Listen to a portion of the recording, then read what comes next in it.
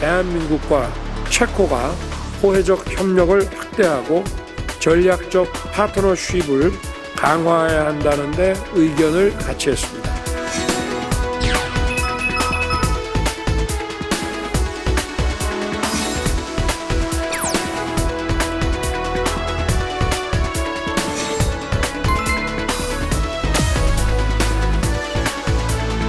(2015년에) 박근혜 대통령이 우리나라 대통령은 처음으로 체코를 공식 방문한 이후에 9년 만인데요. 그리고 특히 내년이 이제 한 체코 수교 35주년이고 네. 또 전략적 동반자 관계가 구축된 지 딱 10년 된 해입니다. 그러니까 내년이요? 예, 그렇습니다. 그래서 이번에 아주 현안인 그 원전을 비롯해서 여러 분야의 협력이 전면적으로 강화되는 그러한 방문이 될 것으로 예상이 됩니다.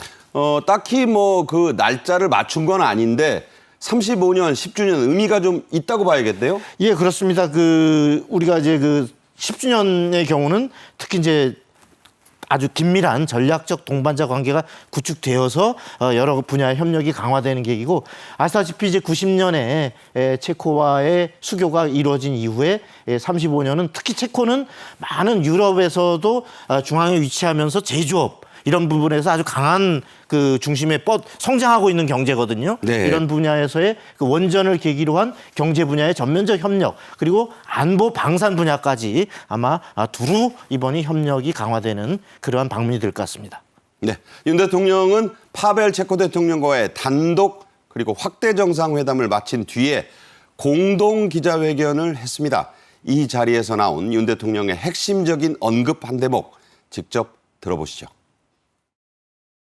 양국 기업들이 함께 건설할 두코바니 신규 원전이 한 체코 경제의 동반 발전과 에너지 협력의 이정표로서 양국의 전략적 파트너십을 강화하는 중요한 계기가 될 거라고 말씀드렸습니다.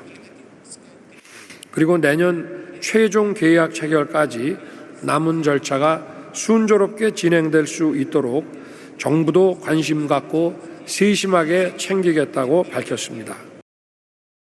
네, 정동욱 교수님, 체코 정부와의 두코바니 원전 최종 계약이 내년 3월이죠. 그런데 미국 기업 웨스팅하우스의 뭐 딴지랄까 태클이 지금 변수 아니겠습니까? 뭐 약간의 그런 건 보이지만은 결코 저는 큰 변수가 될 거라고 보지는 않습니다.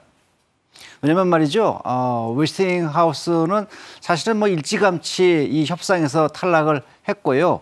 지금 뭐 웨스팅하우스 입장에서는 독점적 지위를 갖다가 어떻게든 간에 유지를 해보려고 이제 한국이 가장 강력한 경쟁자로 보고 있거든요. 그러니까 거기에 들어오는 걸 어떻게든 견제를 해보려고 그러는데, 체코 입장에서 봤을 적에 2036년에 시운전 들어가야 되는데 네. 체코가 전력 수급 상황이라든가 그다음에 또 탄소 중립을 지켜야 되는 약속 이런 걸 봤을 적에 반드시 도입해야 되고요. 그다음에 이게 수출 통제로 그런 것인데 네. 수출 통제는 사실 이제 원전 기술을 가진 국가들이 이거 원전 기술을 갖다가 오용할 수도 모르는 그런 국가에는 수출하지 말자라는 일종의 국제적인 약속이거든요. 네. 근데 미국 정부가 이거를 뭐 그 동의 안 할 이유가 없어요. 왜냐하면 미국도 체코에다가 원전 수출을 했었고 그다음에 또 체코는 이미 원전 기술을 보유하고 있는 국가이기 때문에, 그래서 이거는 무난히 저는 합의돼 가지고 갈 거라고 봅니다. 네, 큰 변수가 안 될 거라는 교수님 말씀이 있었습니다.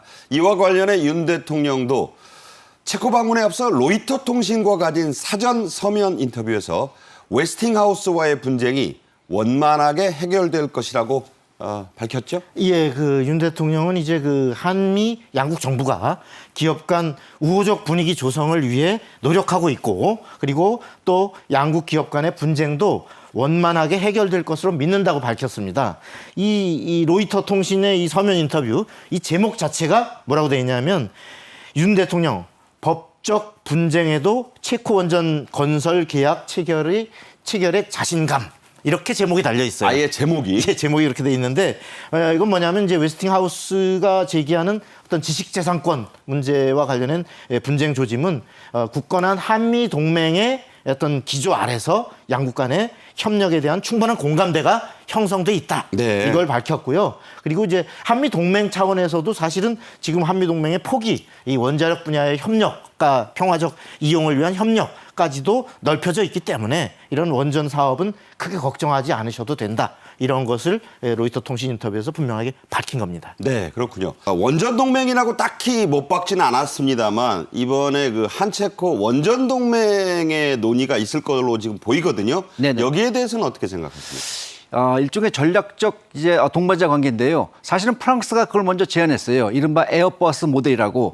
이게 유럽은 에어버스가 이제 미국의 보잉에 대응하는 항공사람 아니겠습니까? 그렇죠. 근데 에어버스를 갖다 유럽 국가들이 다 공동으로 그걸 개발하고 그다음에 그걸 만들 적에도 각 국가에서 나눠가지고 부품을 제작해가지고 그다음에 프랑스에 조립하고 이런 형태거든요. 네. 그러니까 프랑스는 그런 모델까지 제시했어요. 그럼에도 불구하고 우리나라를 선택했거든요. 그러니까 우리나라 뭐 그렇게까지는 우리가 구체적으로 제시하지 않았지만 이번 체코 원전 이 협력을 통해 가지고 몇 가지 무슨 체코가 가지고 있는 강점이 있습니다. 제조업이 강하고 네. 그다음에 유럽의 그 제조하는 이른바 얘기하는 산업 기준이 다르거든요. 네. 그런 것들 갖다가 우리도 배우고 또 그다음에 체코한테 우리가 갖고 있는 노하우를 전수하고 그런다면은 굉장히 확고하고 굉장히 또 탄력 있는 그렇게 유럽 시장을 갖다가 뻗어나갈 수 있는 그런 계기가 될 걸로 봅니다. 첨단 산업 육성, 에너지 안보 확보, 그리고 기후 위기 대응을 위한 전략적 공조를 함께 해 나가기로 했습니다. 원전 협력과 더불어 양국은 앞으로 바이오, 디지털, 교통 인프라 분야에서도 구체적인 협력 방안을 모색해 나가기로 했습니다. 윤 대통령은 또 로이터 통신과의 서면 인터뷰에서 무엇보다 중요한 것은 체코 신규 원전 사업의 성공이라고 했고요. 성공적 완수를 확신한다고도 했습니다. 아주 그 단호한 표현들을 많이 썼는데 원전 전문가인 정 교수님 생각은 어떠십니까? 이 체코 정부가 우리나라를 이제 우선 협상 대상자로 이제 발표를 하면서 여러 가지 얘기를 했지만은 여러 가지 면에서 뭐 우리나라가 뛰어났다는 말을 했지만은 그 중에 한마디 말씀하신 게 뭐냐면은 한국이 제시한 것이 가장 믿음직스러웠다. 이 말이 중요합니다. 왜냐하면 2036년까지 체코는 원전을 도입해야지만이 자국에 필요한 전력도 공급할 수가 있고요. 네. 그다음에 탄소 중립을 약속한 것도 맞출 수가 있거든요. 근데 그걸 맞출 수 있겠다고 여러 나라가 제시를 했지만은 보아하니까 한국이 가장 확실하고 그다음에 우리가 그걸 맞출 수 있는 그러한 그 트랙 레코드, 과거 경험이 있더라. 그래가지고 우리한테 줬거든요. 그러니까 2036년에 2030년에 시운전 들어가서 2038년에 상업운전 가동하는 데 있어가지고는 아마도 뭐 큰 문제 없이 해낼 것을 저는 굳게 믿습니다. 네, 굳게 믿으신다. 정 교수님도 그렇게 말씀하시네요. 이번 체코 원전 사업의 총 예상 규모, 추정치까지 합쳐서 그리고 이른바 낙수 효과 이게 이제 발생한다는 예상들을 전문가들이 하고 있는데 자 얼마나 될까요?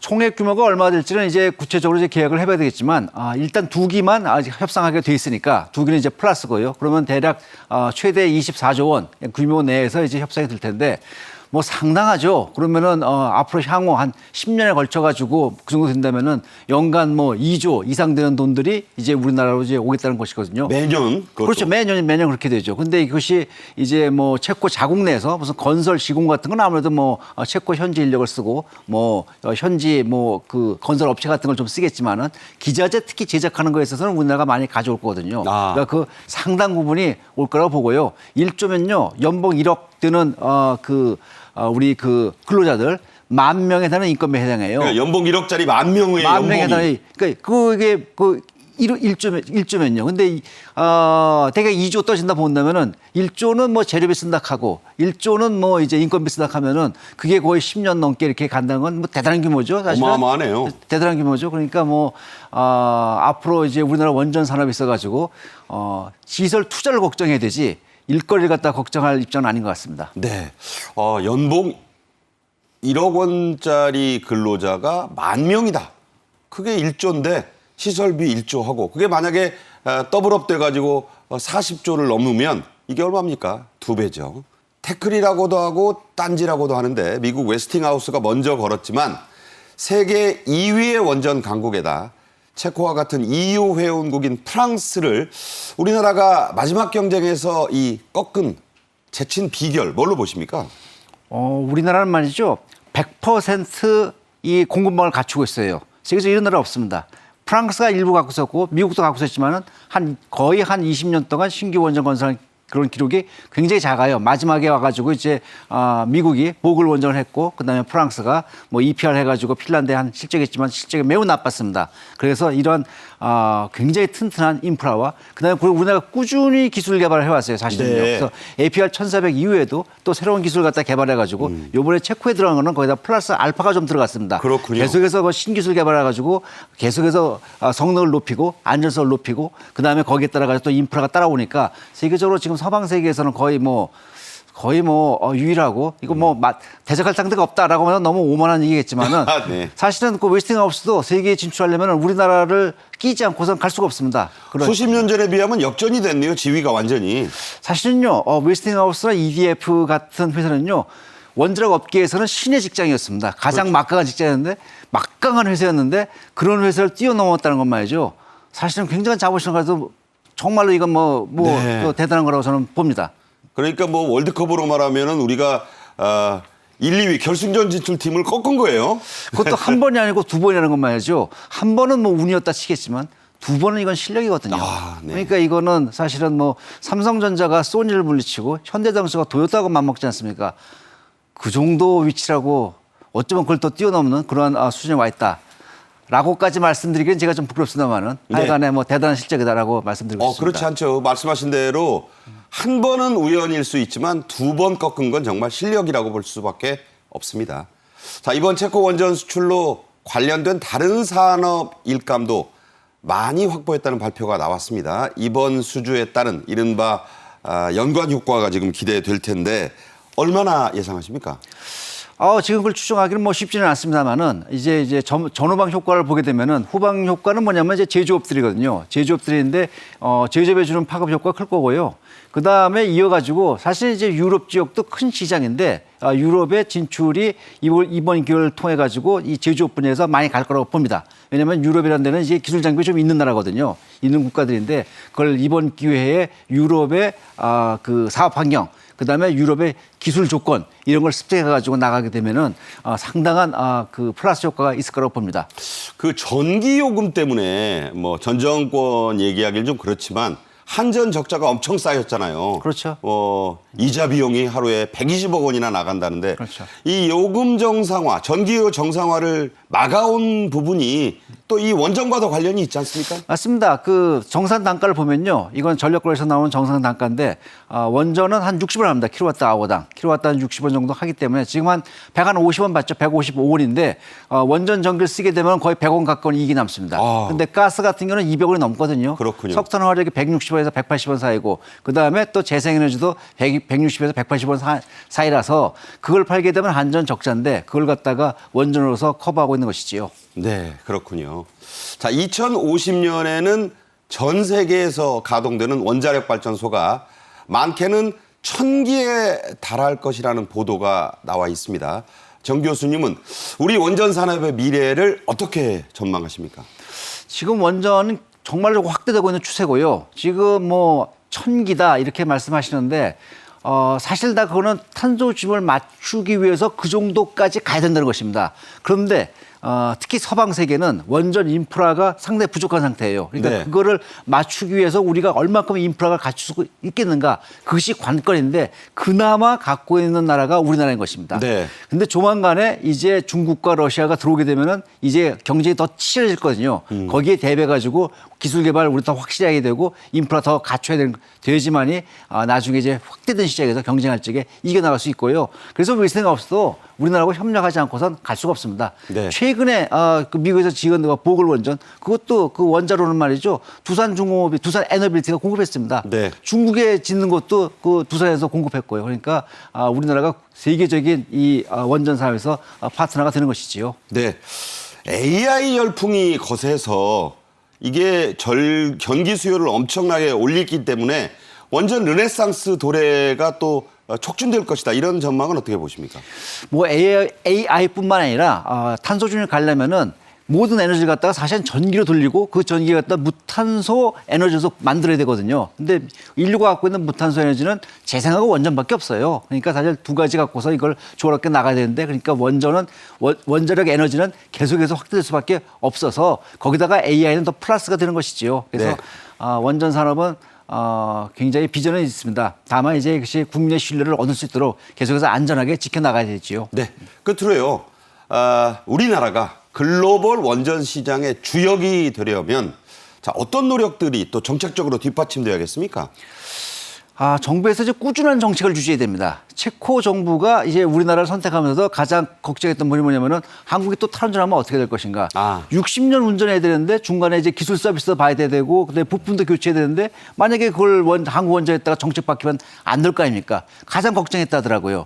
그래서 우리나라가 원자력을 갖다 계속 유지하고 이걸 발전시키겠다는 그런 정책적인 걸 좀 안정성을 가져가야 됩니다. 그래서 지금 원전 산업 지원 특별법, 원전 수출 지원법 뭐 이런 것들이 지금 발의가 되고 있는데 이런 거 국회에서 좀 만들어 주셔야 됩니다. 우리나라 수출을 먹고 사는 나라인데 국회에서 이런 걸 해줘야지 우리 민생에 도움이 되고 국민의 지지를 얻을 것으로 봅니다. 네.